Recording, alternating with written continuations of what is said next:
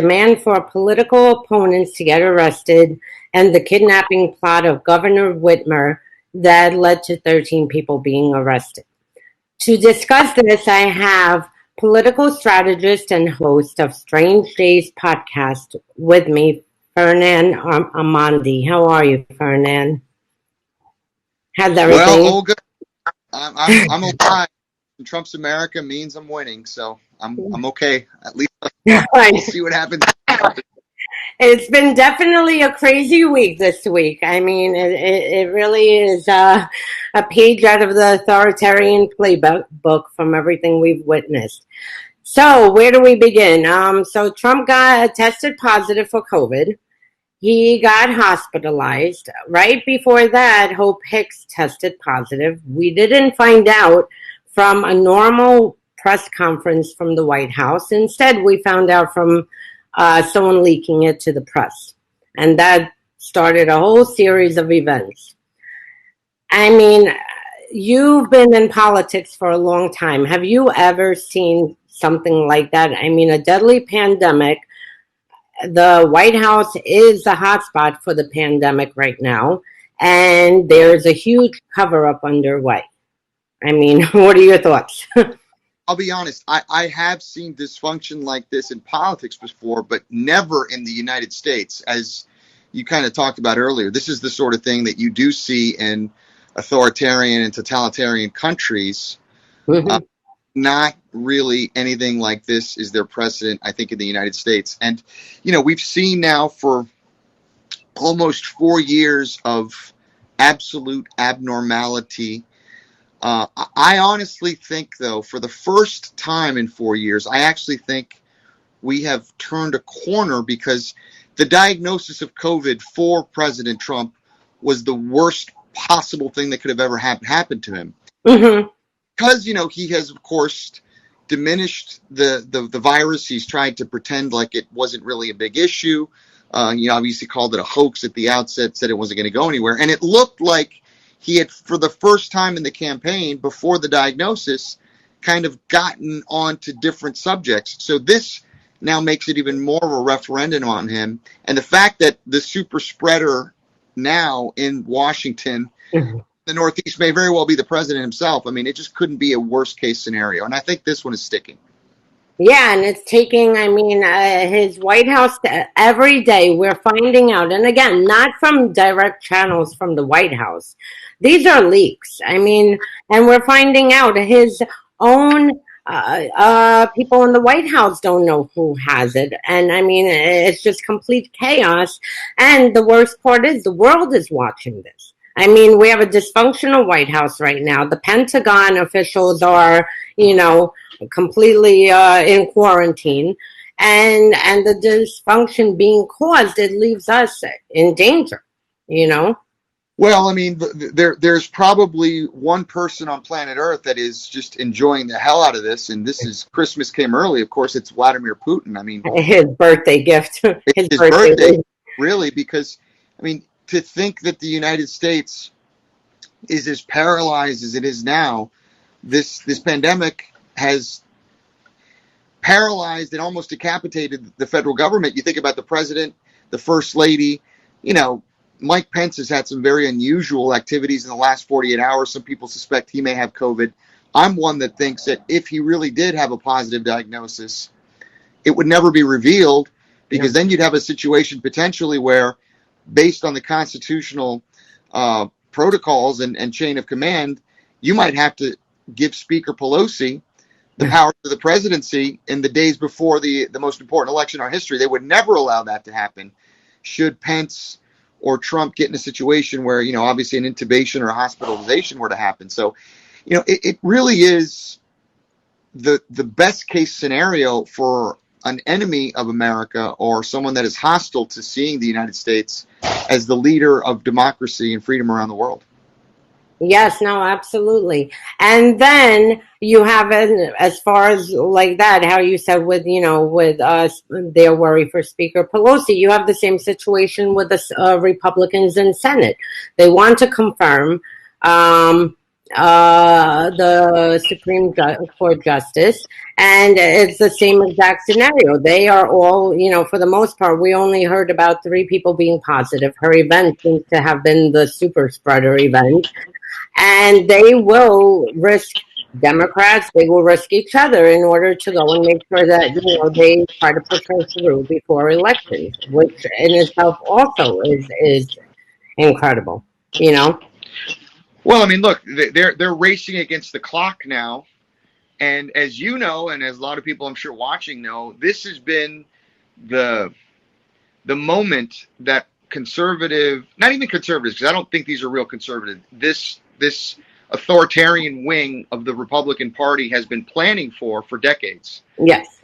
and the COVID pandemic is probably, unfortunately, not even going to stop them because they understand that we could very well be in a situation where, at least based on the election, there could be a massive rejection and an overwhelming American mandate against Trumpism, which would make putting Coney Barrett on the court that much more awkward. Yeah. And as far as that, Ted Cruz made a mention today of that, where he said that they might suffer the biggest wipeout since Nixon and Watergate. So, definitely in their mind. Well, I mean, at least to those that believe in numbers and polls and traditional elections and campaigns in the Republican Party, there is open panic right now. They're seeing, obviously, the public polls, which paint just the most dreadful picture. They're also seeing the private internal polling, which is showing an absolute collapse. So by all metrics, Olga, if things were normal, you and I think, would probably confidently, comfortably say, look, there's no question Trump is going to lose this election. Biden's going to take the oath of office on January 20th at noon, and at least some order will begin to be restored the following day for the next 4 years. But, in this crazy Trumpian world we live in, I don't think we can count on that. Yeah, no, every day is definitely a new surprise. So, Trump got hospitalized. I mean, I've never seen this again. I've never seen this happen in America. I've seen, things like this recently in Belarus, in Chechnya, in Russia.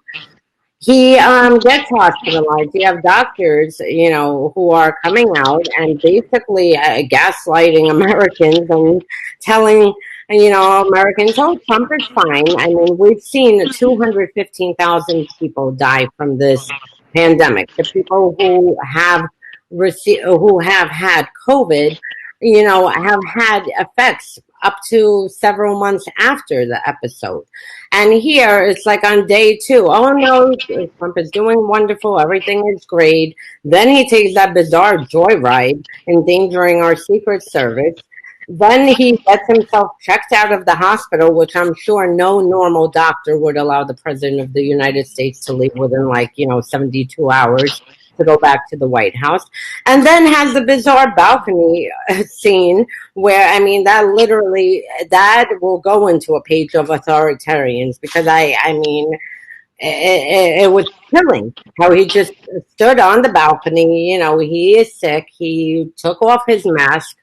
Again, you would think, he got COVID, that he would actually understand and maybe start taking the virus seriously. No, instead, he right away rips off the mask and starts taping a campaign commercial. I mean, how authoritarian is that? No, I mean, it's exactly out of not just the playbook. I mean, we have seen these same images before throughout the 19th century, the 20th century, and the 21st century in authoritarian countries.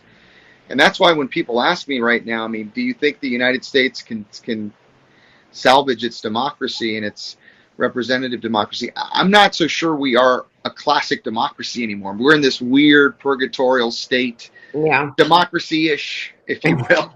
We have free media still, free press, so Yeah, we're there. We we can still still have have a free press, conversation.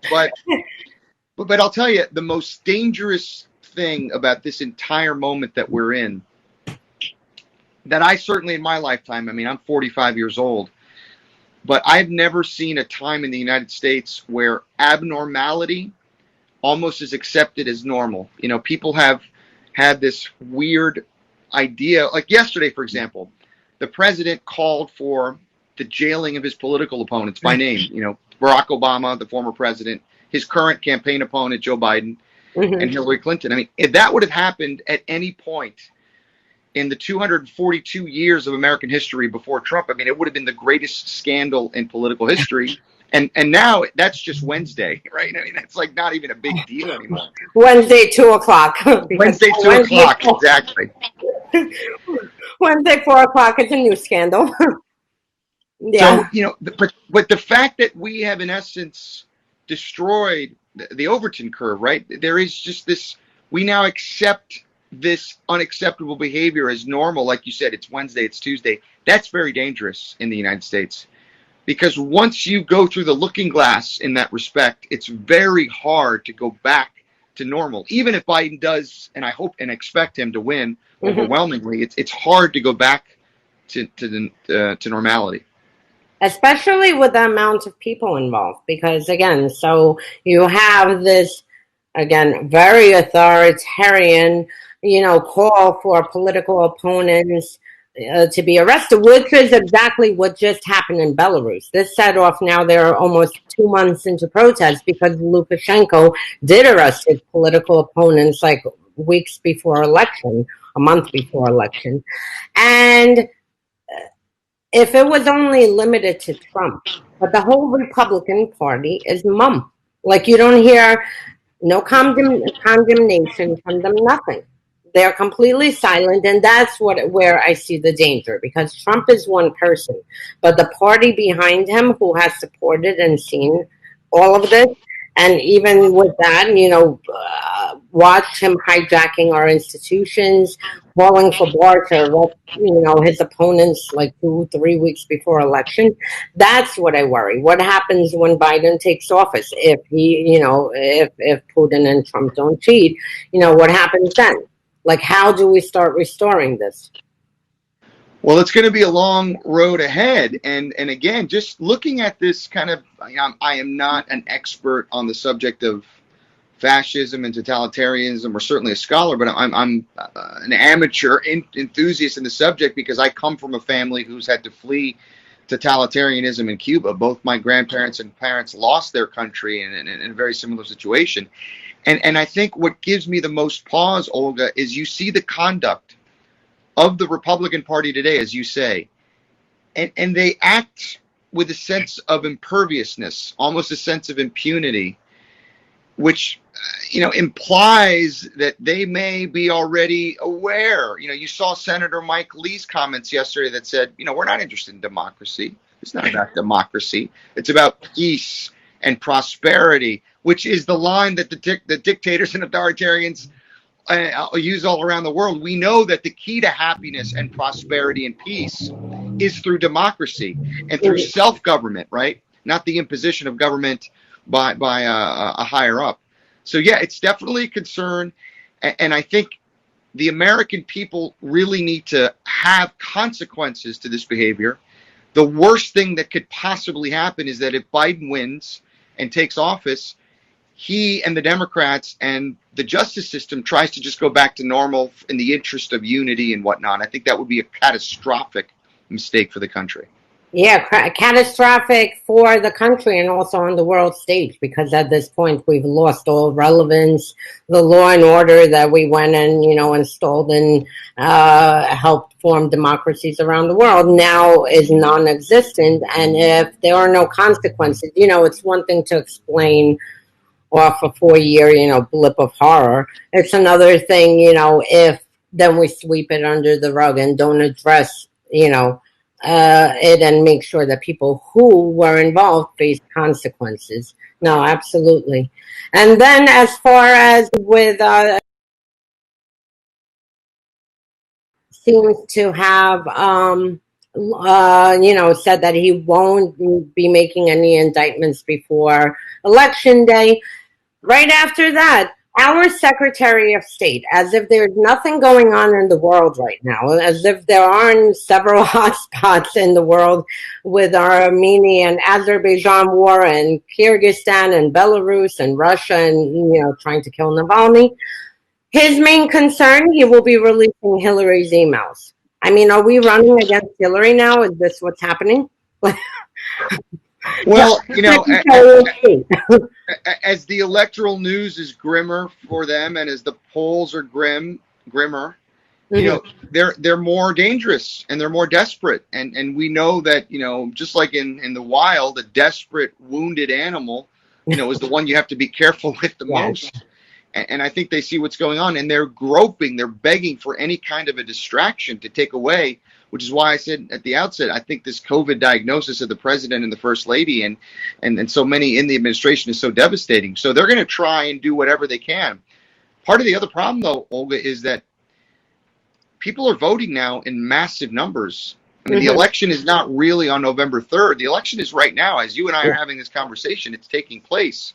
Yes. And I think more people are also, because of the pandemic, changing their behavior to vote a little earlier. So we may be running out of time for them to do anything. If they were going to do an October surprise, it probably would have been better off in August, to be honest. I agree. Yeah, no, that is true.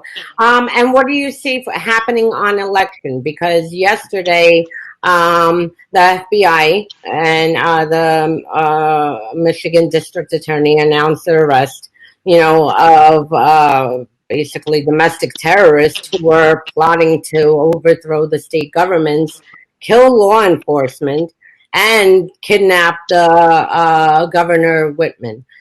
And I mean, I've never, again, I should be used to it by now. We're already 4 years into this.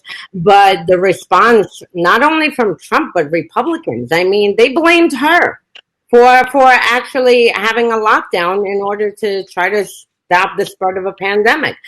I mean, how dangerous is that? That they are blaming her. They're, again, using this, both sidism where, oh yeah, we reject this, but it's because Governor Whitmer decided to enforce a lockdown in order to and a mask mandate in order to control the pandemic. And how dangerous is it heading towards election, and what do you see them doing with that? Well, it's extraordinarily dangerous. I mean, blaming Governor Whitmer for denouncing white supremacy and white domestic terrorists for trying to kidnap her is like blaming, the firefighters who come put out the fire after the arsonist sets it off. It's gaslighting at its worst, but it's also the way in which this regime conducts itself. I actually look at the implications of the news a little bit differently. I mean, obviously, it's very disturbing to think that plot was in place. It was certainly caused by President Trump's signals to those, not militias, but those terrorists, because that's what they are. They're terrorists. Yeah, they're terrorists. Absolutely. You remember his comments about liberating Michigan and doing what needed to be done.